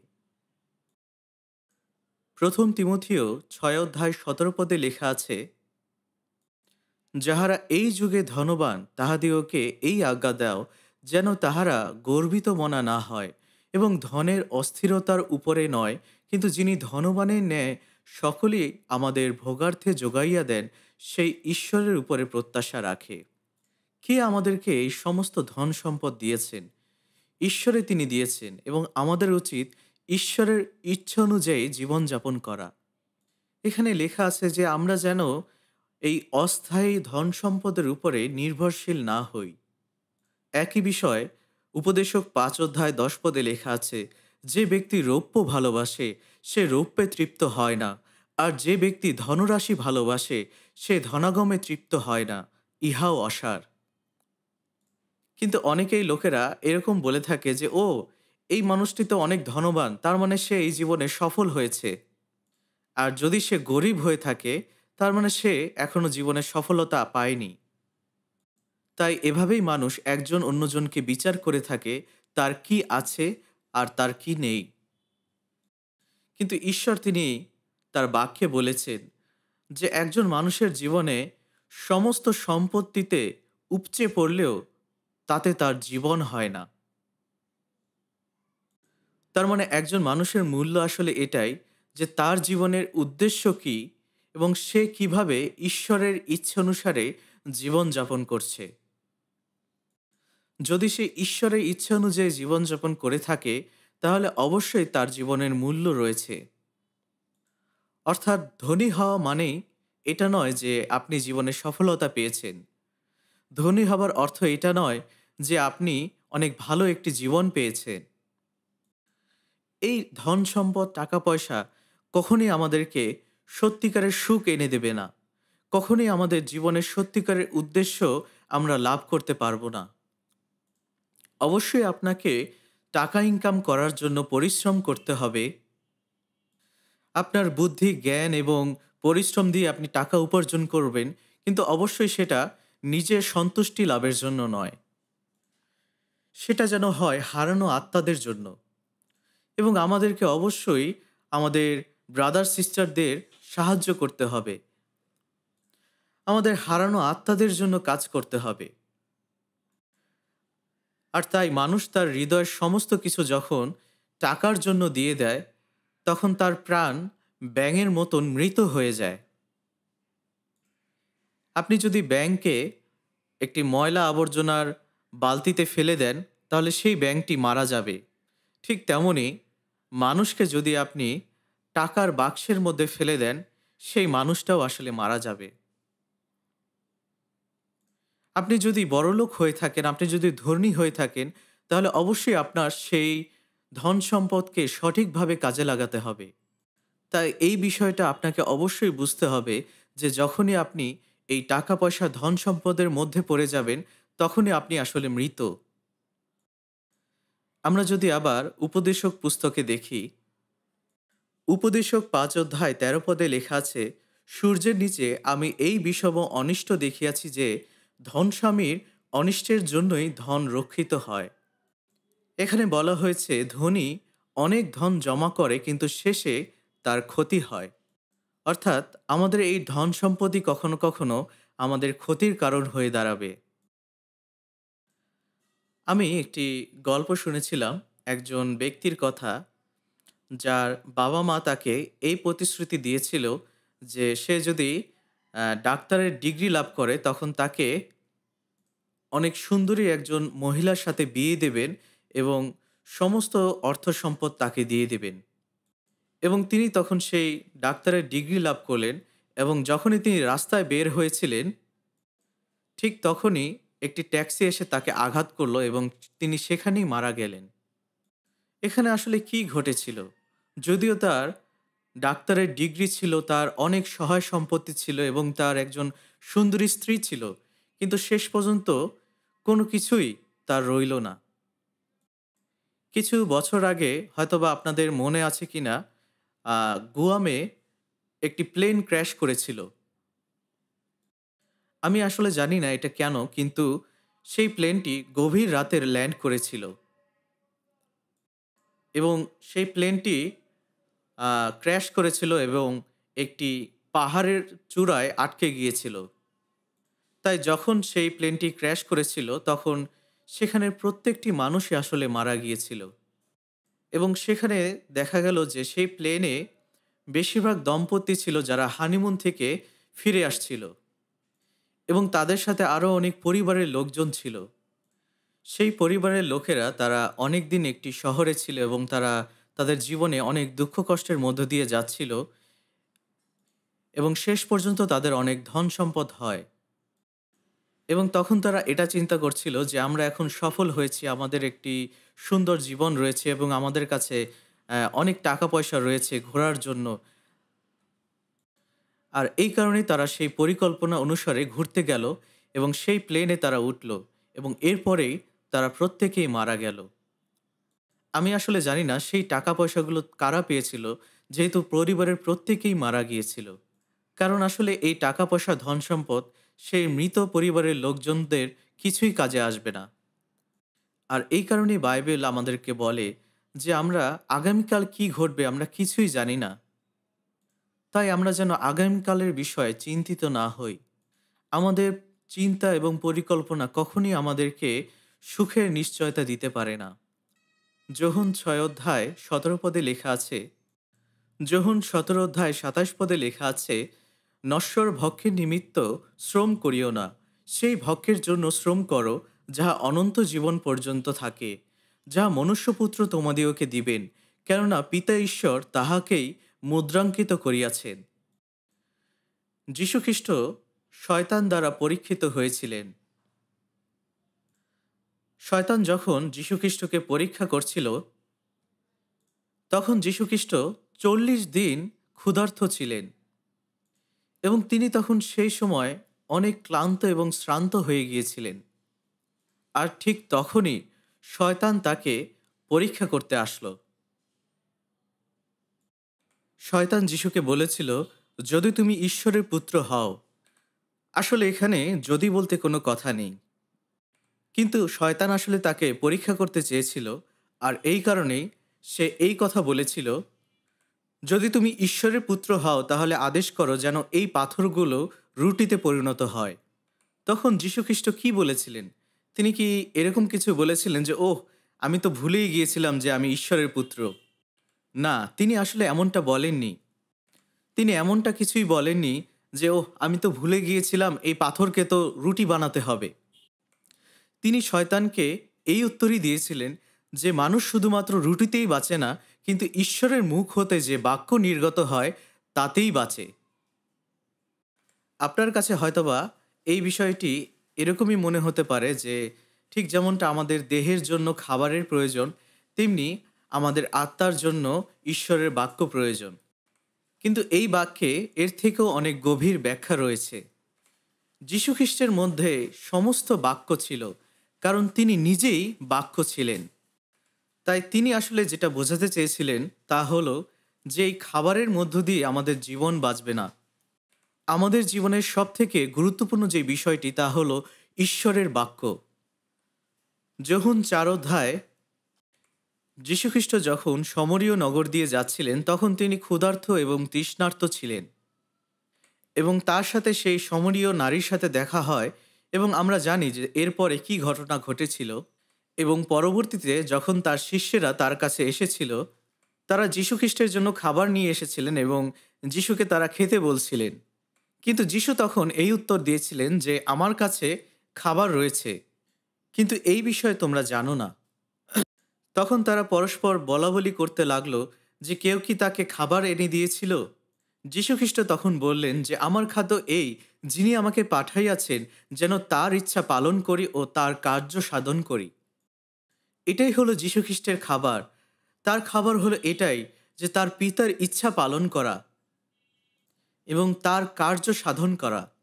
আর একইভাবে আমাদের উদ্দেশ্য তাই, আমরা যেন ঈশ্বরের বাক্য পালন করি এবং তার ইচ্ছা সাধন করি। ঈশ্বরের বাক্য পালন করাই হলো ঈশ্বরের সেই খাবার। ইয়োব 23 অধ্যায় 12 পদে লেখা আছে, ইয়োব তিনি এখানে বলছেন, তাহার ওষ্ঠ নির্গত আজ্ঞা হইতে আমি পরাঙ্মুখ হই নাই। আমার প্রয়োজনীয় যাহা, তদপেক্ষা তার মুখের বাক্য সঞ্চয় করিয়াছি। ইয়োব তিনি এখানে বলছেন, আমার প্রয়োজনীয় খাবারের চেয়েও ঈশ্বরের বাক্য আমি বেশি মূল্য দিয়েছি। তার মানে ইয়োবের কাছে তার প্রয়োজনীয় খাবারের থেকেও ঈশ্বরের বাক্যের মূল্য অনেক বেশি ছিল। ঈশ্বরের বাক্যকে মূল্য দেওয়ার অর্থ তার বাক্যকে পালন করা, যেটা আমাদের প্রয়োজনীয় খাবারের থেকেও অনেক বেশি মূল্যবান। তাই আপনার জীবনে সবার আগে ঈশ্বরের বাক্যের বাধ্য হতে হবে। ঈশ্বরের বাক্য থেকে শিক্ষা লাভ করা অবশ্যই গুরুত্বপূর্ণ, কিন্তু তার বাক্য পালন করা হলো সব থেকে বেশি গুরুত্বপূর্ণ। আর এটিই হলো আপনার আত্মার খাদ্য। তো সেই নির্বোধ ধনবান ব্যক্তির কথা আমরা চিন্তা করতে চাই। ঈশ্বর তাকে বলেছেন, হে নির্বোধ। আমাদের এই সময় যদি আমরা চিন্তা করি, সেই নির্বোধ ব্যক্তিটি হয়তোবা এই যুগের অনেক বড় বড় ব্যবসায়ীরা এবং যারা স্টকে ইনভেস্ট করছে এবং অনেক টাকা তারা ইনকাম করছে, হয়তোবা তারা এভাবেই ধনী হতে পারে এবং অনেক টাকা তারা সঞ্চয় করতে পারে তাদের নিজেদের জীবনের জন্য। এবং এরপরে হয়তোবা সে নিজে নিজে এই কথা বলতে পারে যে, এখন আমি আমার জীবনটাকে উপভোগ করি। ঠিক যেমনটা সেই ধনী ব্যক্তি বলেছিল তার প্রাণকে, আসো আমরা খাই, ভোজন পান করি এবং আমোদ প্রমোদ করি। কিন্তু আপনার কাছে কি মনে হয়, সত্যি কি তার হৃদয়ের মধ্যে সত্যিকারের শান্তি ছিল? না, আসলে তাদের মধ্যে সেই সত্যিকারের শান্তি নেই। আসলে সবথেকে গুরুত্বপূর্ণ যে বিষয় তা হলো হৃদয়ের শান্তি, আত্মার শান্তি। আপনার এই জগতের সমস্ত ধন সম্পদ থেকে আপনার প্রাণের, আপনার আত্মার গুরুত্ব সবথেকে বেশি। আর তাই অবশ্যই আত্মাকে পরিত্রাণ পেতে হবে এবং ঈশ্বরের বাক্যের জন্যই বেঁচে থাকতে হবে। এটাই হলো সত্যিকারের আত্মার শান্তি। উপদেশক 3 অধ্যায় 11 পদে লেখা আছে, তিনি সকলই যথাকালে মনোহর করিয়াছেন, আবার তাহাদের হৃদয়ের মধ্যে চিরকাল রাখিয়াছেন। তথাপি ঈশ্বর আদি অবধি শেষ পর্যন্ত যে সকল কার্য করেন, মনুষ্য তাহার তত্ত্ব বাহির করিতে পারে না। আমাদের হৃদয়ের মধ্যে অনন্তকাল রয়েছে, তাই আমাদের হৃদয় সবসময় অনন্তকাল খুঁজছে। যদিও আমাদের দেহ এই জগতের সমস্ত কিছু ছুঁতে চাইছে, ধরতে চাইছে এবং লাভ করতে চাইছে, কিন্তু আমাদের আত্মা কখনো সন্তুষ্টি লাভ করবে না। এই জগতের সমস্ত কিছু দিয়েও আমাদের আত্মার সন্তুষ্টি লাভ করা যাবে না। আমাদের আত্মা তখনই সন্তুষ্টি লাভ করবে যখন আমরা ঈশ্বরের বাধ্য হয়ে চলব এবং তার বাক্য পালন করব। শুধুমাত্র ঈশ্বরের মহৎ অনুগ্রহের মধ্য দিয়েই আমরা প্রকৃত শান্তি লাভ করতে পারি। সুতরাং আপনি যদি জগতের সমস্ত সম্পত্তি দিয়ে আপনার হৃদয়কে সন্তুষ্ট করতে চান, তাহলে আপনি সেই নির্বোধ ধনী ব্যক্তি। আমাদের এই আত্মাকে তৈরি করা হয়েছে ঈশ্বরের প্রতিমূর্তিতে। তাই ঈশ্বরের মধ্য দিয়ে আমরা একমাত্র সন্তুষ্টি লাভ করতে পারি এবং আমাদের আত্মা সত্যিকারের আনন্দ লাভ করবে যখন আমরা অনন্ত জীবন লাভ করব।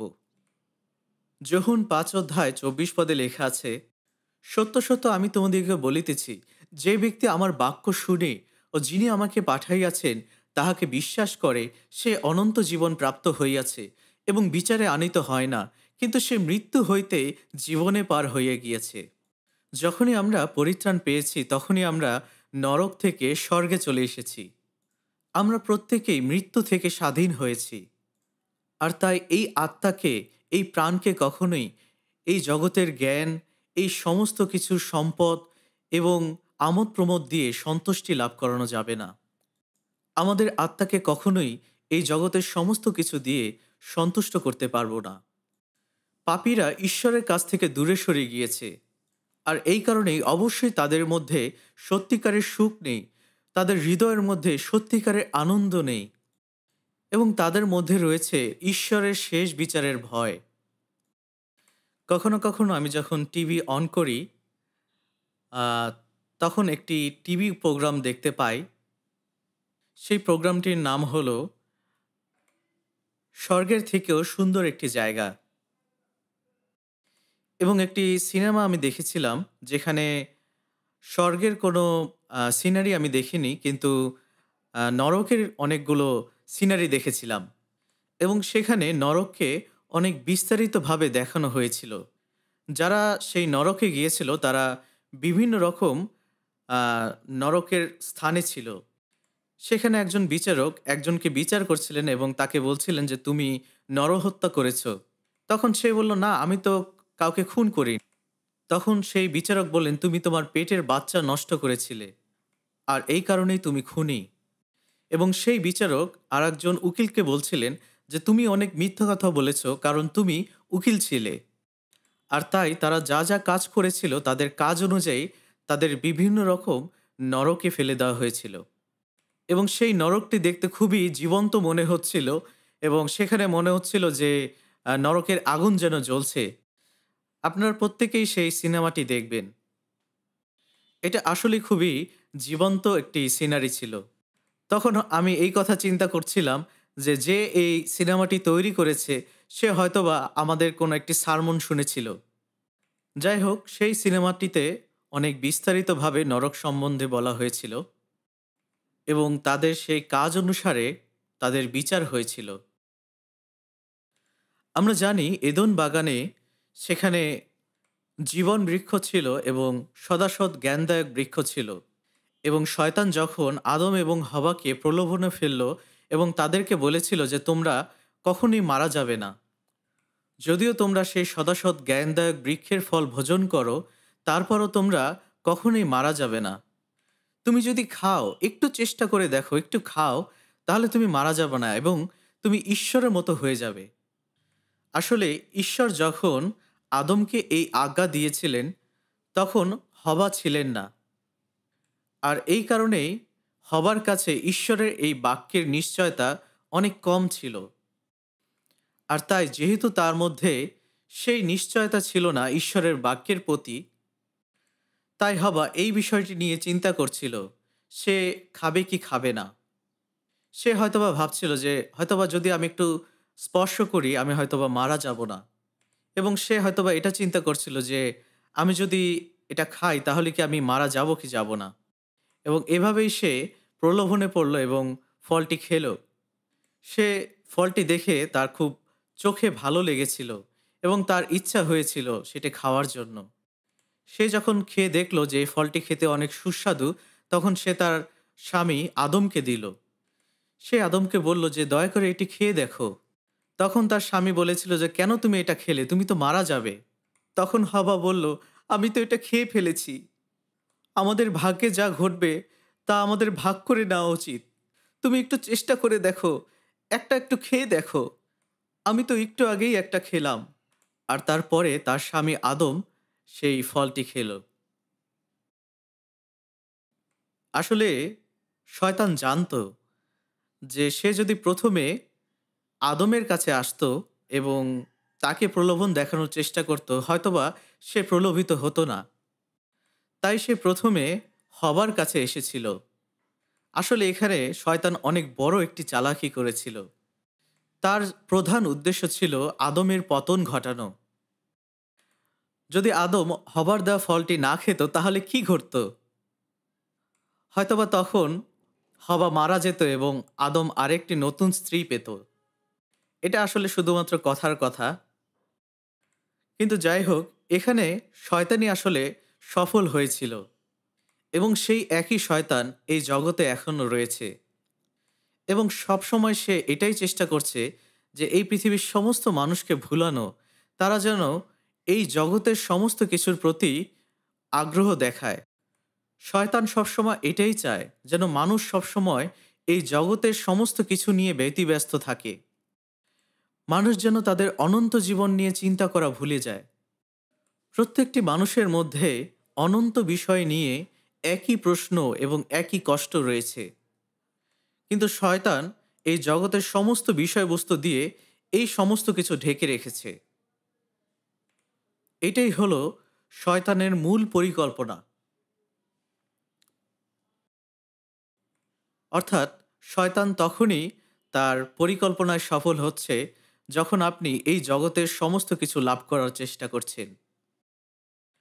যখনই আপনি এই জগতের সমস্ত কিছুর পিছনে ছোটার চেষ্টা করবেন, তখনই শয়তানের পরিকল্পনা সফল হবে। আপনি তখন আসলে মূলত শয়তানের ফাঁদেই পা দিয়েছেন।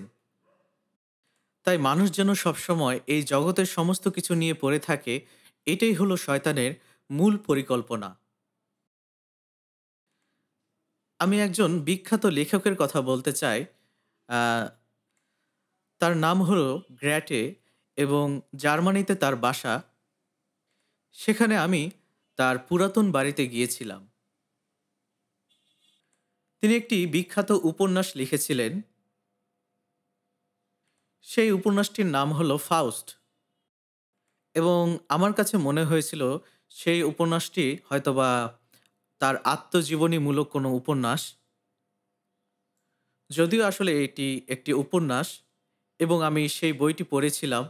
সেখানে একটি মূল চরিত্র ছিল, যিনি একজন অধ্যক্ষ ছিলেন। এবং একদিন শয়তান ফাউস্টের কাছে আসলো এবং শয়তান এসে তাকে বলল, তুমি সারা জীবনে অনেক কষ্ট করেছো, অনেক পড়াশোনা করেছো। তুমি যদি আমার কথা শুনো, তাহলে আমি সমস্ত সুন্দর সুন্দর জিনিস তোমাকে দেব এবং আমি তোমার যৌবন ফিরিয়ে দেব।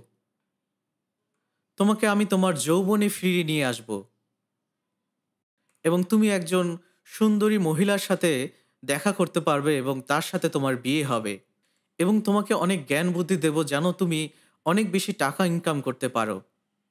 তাহলে তুমি কি করবে? তুমি কি করতে চাও?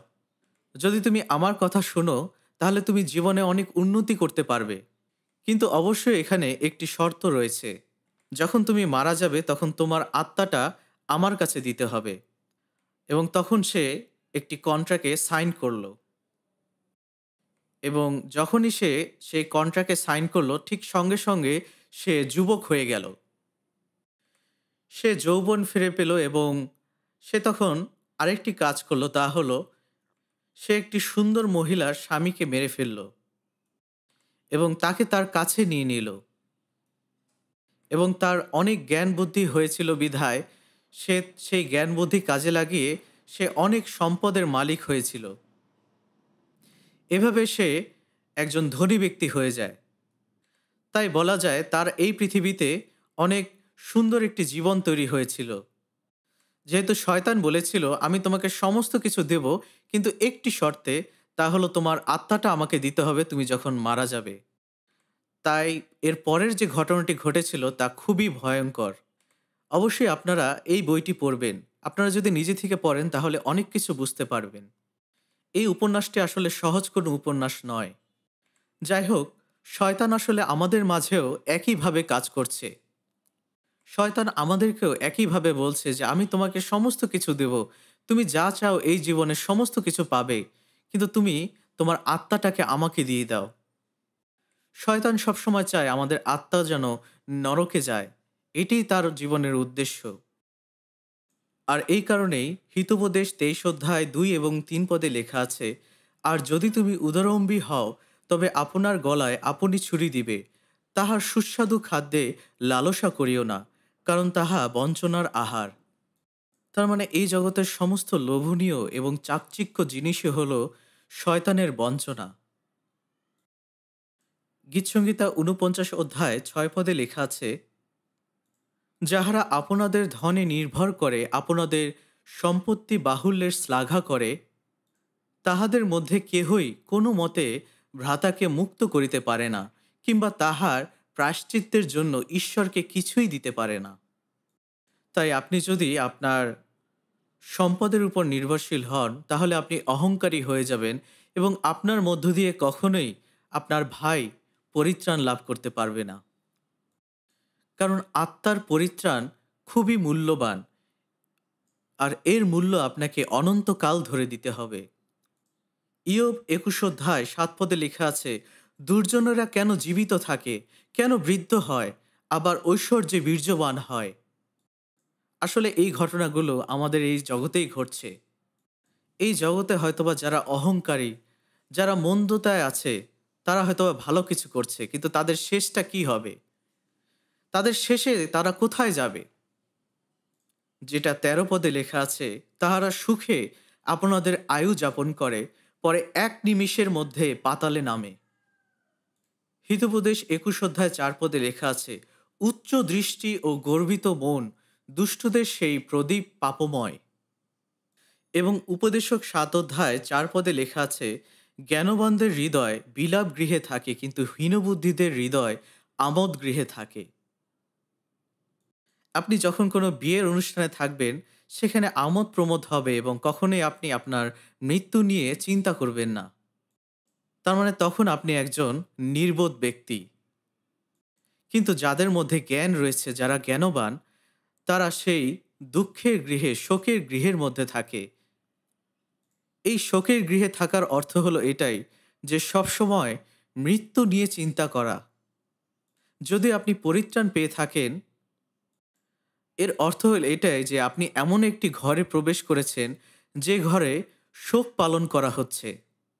আমাদেরকে অবশ্যই এটা বুঝতে হবে যে আমরা প্রত্যেকেই একদিন মারা যাব। আপনি যখন মৃত্যু নিয়ে চিন্তা করবেন, তখন আপনার মধ্যে পরিত্রাণ পাওয়ার ইচ্ছা তৈরি হবে। যদিও এই জগতে অনেক রাজা এবং অনেক প্রেসিডেন্ট রয়েছে যারা অনেক ক্ষমতাশালী, কিন্তু এই সমস্ত কিছুই আসলে অর্থহীন। যদি ঈশ্বর তাদেরকে ডেকে নেয় এবং তারা যদি চলে যায়, তাহলে তাদের কোনো কিছুই আর থাকবে না।